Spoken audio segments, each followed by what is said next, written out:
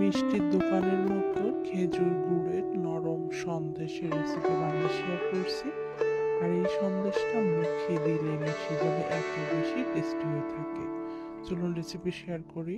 একটা হাঁড়িতে আমি 3 কেজি পরিমাণে দুধ নিয়ে নিচ্ছি। আমি এটা বাজারে কিনা দুধ নিয়েছি। আর এখানে দুধের পরিমাণ যত বেশি নেবেন ছানার পরিমাণ এবং সেই সাথে মিষ্টির পরিমাণটাও কিন্তু বেশি হবে। এখন এই দুধটা আমি জ্বালিয়ে পর্যন্ত অপেক্ষা করব।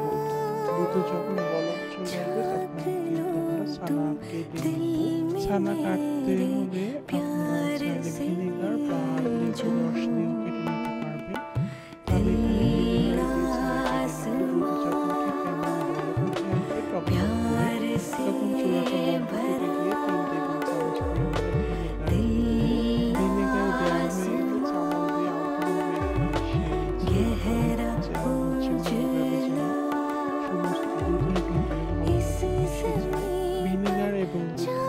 দেওয়া হয়ে গেলে চামচ দিয়ে ভিনেগার এবং দুই মিনিট পরে দেখবেন যেটা ছানা তৈরি হয়ে গেছে, এই যে পানিটা আলাদা হয়ে গেছে।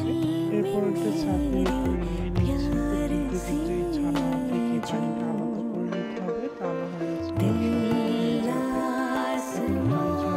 গরম পানি আলাদা হলে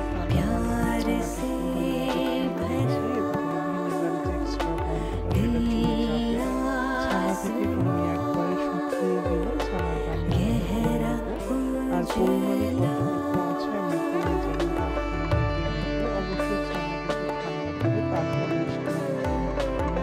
মেজারিংটাকে এখানে 2 কাপ পরিমাণে ছানা হয়েছিল। এখন ছানা হাত দিয়ে ভালো করে পেস্ট করে নেব। ছানা কিন্তু পেস্ট করা যাবে না, এমন দলা দলাই থাকবে, কারণ এই সন্দেশে কিছু ছানা কিন্তু একদম মিহি থাকে এবং কিছু ছানা একটু গোটা থাকে। ভালো করে মিহি করা হয়ে গেছে। এখন আমি একটা ফ্রাই দিয়েছি চুলায়, 1 টেবিল চামচ ঘি দিয়ে দিচ্ছি। আর এখানে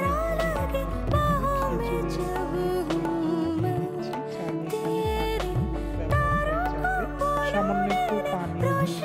এরপরে খেয়াল রাখতে হবে।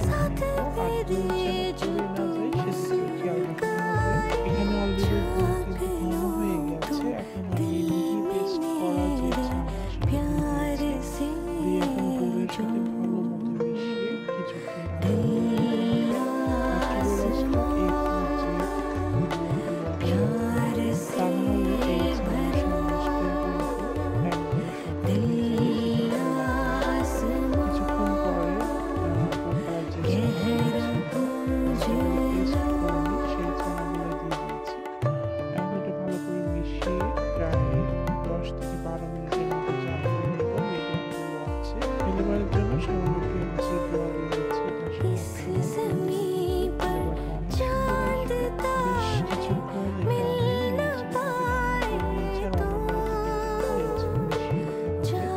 এখন একটা ঠান্ডাও করে নিয়েছি। আর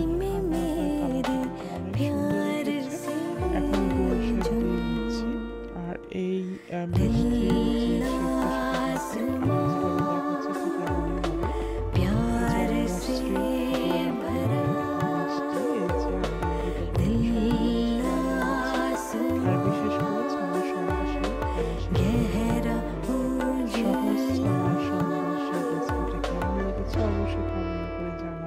এটা দেখে কিন্তু মনে হচ্ছে অনেক বেশি শক্ত হয়ে গেছে।